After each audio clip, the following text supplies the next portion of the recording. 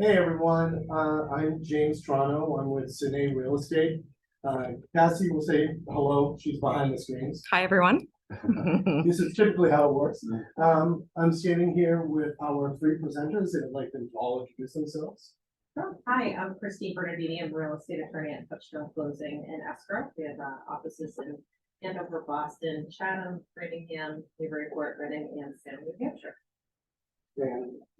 And I'm Fred Allard. I'm the sales manager of the Waltham branch of Mortgage Network, similar to Christine's firm. We're located up and down Massachusetts and as well as the East Coast.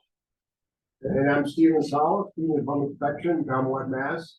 I'm a home inspector. I'm a sewer engineer by training, and I've been doing home inspections in the Boston area for 30 years. So everyone, you can see that we have people that are professionals in their field. They understand what they're doing and basically how you can become a homeowner. There's a lot of different steps on the way to signing that final document at closing. Each of them involve these people in that journey. I mean, obviously you need to get a mortgage, so you need to understand what you can afford. When you're at that process when you find a home, you're gonna need someone to go through the home thoroughly to make sure that that home is gonna suit your needs and that there's no physical defects in the home that could hamper your livelihood and enjoying that home. And of course, Christine's gonna bring it home by making sure that all the documents involved with signing that final piece of paperwork is complete and accurate, and anything that has to do with insurance and everything, she will make sure that it's done correctly. Now, we're going to have a discussion, not really a discussion, excuse me. We're gonna have a seminar where each of these people will tell you a little bit about what they do, experiences that they've had along the way, and what you need to do before you consider buying a home, steps that you need to take in order to become, an educated homeowner. My name is Stephen Sala, Stephen Home Inspection in Belmont. I'm a civil engineer by training, and my background is commercial construction. And years ago, I got involved in doing building inspections for insurance companies, banks, so on and so forth. And out of that, I decided to start a home inspection company. Started a home inspection company about 30 years ago, and I grew up in Arlington. I live in Belmont now, and so I am pretty familiar with the greater Boston area. And one thing that I recommend to anybody doing home inspection, you should be hiring a local inspector who knows the area. I see many times people hiring inspectors from New Hampshire, people hiring inspectors from the South Shore. They just don't know the neighborhood in the area that they're. So that's something you should think about. Here in Massachusetts, home inspectors have to be licensed, and we have to carry errors and emissions insurance. With the increase in prices of homes, I carry $2 million in errors and emissions insurance. Now, when you do a home inspection, you have to hire a licensed home inspector. Contractors aren't allowed to do home inspections. Landscapers aren't. Building inspectors aren't. You are required to hire a licensed home inspector. So when you get your offer accepted, whether it's an old house, a new house, or condo, you should do a home inspection. Okay? Typically, you have 7 days to do that. Typically, we're there for 3 hours in the home. You and the realtor are there. We summarize at the end of what we found. We cannot put in costs in the report. That is, we cannot do that. Nobody can do it. I can talk about things in general, but you're not going to get any costs in the report. And in condos, just because you're buying a condo, you can't waive the inspection because we're going to look at the common areas. We want you to find out, is there going to be any special assessments? What's the condition of the roof, the elevator, the heating system, the facade? All those things have to be considered when you're buying a condo. And the same thing occurs for new construction. Just because it's new doesn't mean it works right, okay?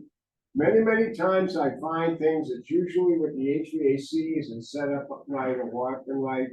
We do a punch list of all the little things, but just because it's new, it doesn't mean that it's all correct.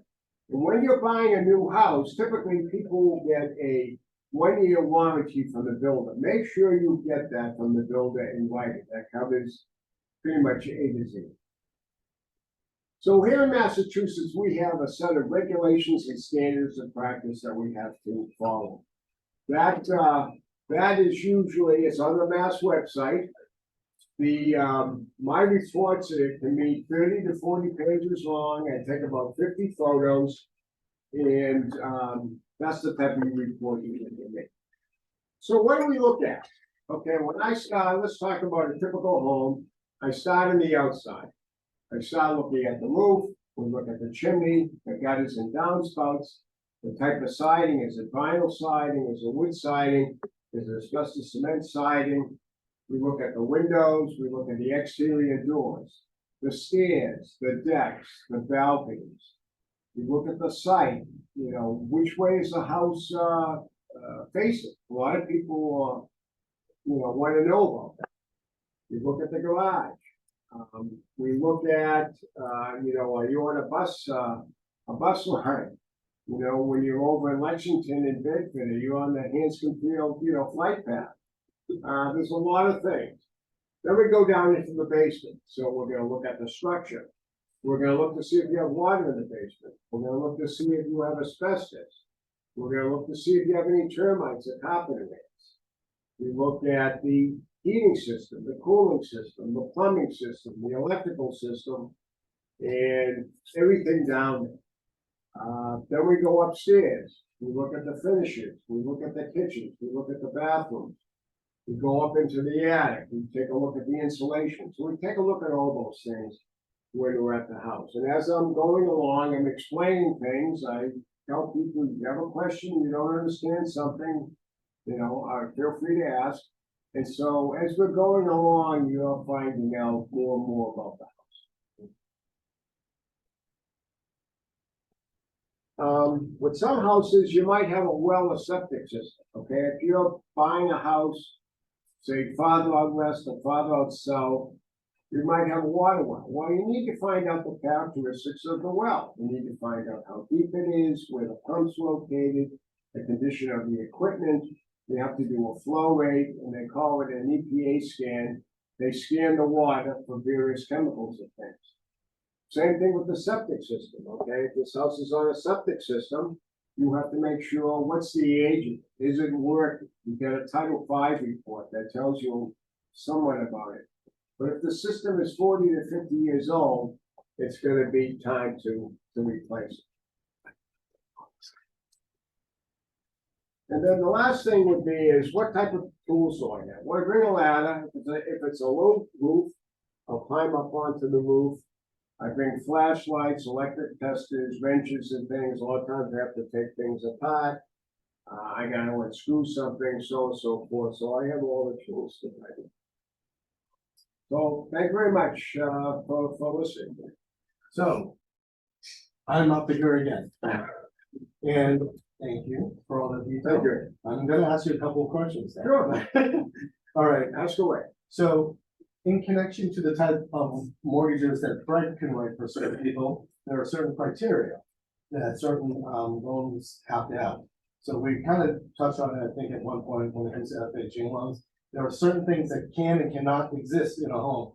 When you're doing a home inspection, it will trigger you to know, well, if you got this type of loan, this has to be taken care of. Right. What are the things that could fail in an appraisal when it comes to a detriment in a house, something that's wrong with the home? They're looking for non-intrusive wiring is the big thing, for any house. Insurance companies won't allow you to get insurance unless you fix it within a certain period of time. A lot of time with an FHA loan, you need a termite report. It's a pretty detailed report that you have to supply to the buyer on the home. The electrical, a lot of it's insurance related. A lot of times if it's electrical service, if you have a too small electrical service in a house, if it's only 60 amps. Excuse me, they can do that. Asbestos, some of these things that we talked about could be a red flag. Like, I think even paint flaking in On certain. an older locations. house, on an Yeah. older house could be lead paint, Yeah. lead paint, so that's, Yeah. that's one thing. Okay, I know that when we've gone on some home inspections and looking at some properties, there's been questions, with regard to furnace types too, and people not understanding how a lot of people, when they're looking to buy a house, even though they've rented homes or whatever, they don't understand how a system even works, and that's one of the good things about having a knowledgeable inspector who's been doing this for a long time. They can explain what should and should not be doing, what a furnace should not be doing. In some cases, they have the water, like a water filtration or an automatic grill. Right. And they're not aware of these things. Right, a lot of people always mistake furnaces with boilers, okay? A boiler always uses water. A furnace uses hot air, and so many people, it's maybe like it's a cement truck. It's not a cement truck, it's a concrete truck, okay? And so a boiler is either hot water or steam, and a furnace, it's either a gas furnace and doesn't have AC or doesn't have AC. Is it oil fired? Is it gas fired? Right, with a steam boiler, you have to add water to it, and some of these boilers have an automatic feed, so you don't have to go down there and check every week. That water's going into it. I put one of those in my house that I grew in for my mother, because my mother's 85 years old. You can't be going down the stairs to find out if there's water in the boiler. And so, and if you travel, that's something you want, if you're away, or if you go to Florida for the winter, that's what you want as part of your boiler. Right, and see, that's part of it, like, you're going to look for a house and you see people waiving home inspections. And when they waive a home inspection, they're giving up their ability to learn more about their home.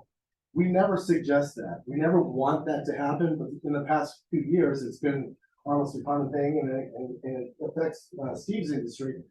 But it also affects you as a homeowner, because you have less knowledge than you should when you're going to close on a property that maybe 6 months from now, you don't know why something's not working or why there's a failing this. You need a home inspector to really go through a property and understand all these little parts and explain it to us. But that's a very important job. And that's- Right, and what I'm seeing more now too is people are calling me in after they bought the house, they have waived the inspection. And what James is saying, that's what they wanna know, they wanna know where the water service is, they wanna know how many amps they have, they wanna know the age of the boiler. They wanna know the age of the hot water tank. I did that the other day, and the water line was leaking coming into the house, and that's a major problem. Because if the city's gonna come in, they're gonna replace the line, and you're gonna do it right away. It's not something that you can postpone and, wait for next year to do. So, it's better to do it after the case. So even if you buy a house and you have to waive the inspection, it's a good idea to have the inspection done. What you need. You need to know what you're buying. This is essentially the situation. Hey, thank you very much. Okay, well, thank you very much. Much appreciate your help in this. All right.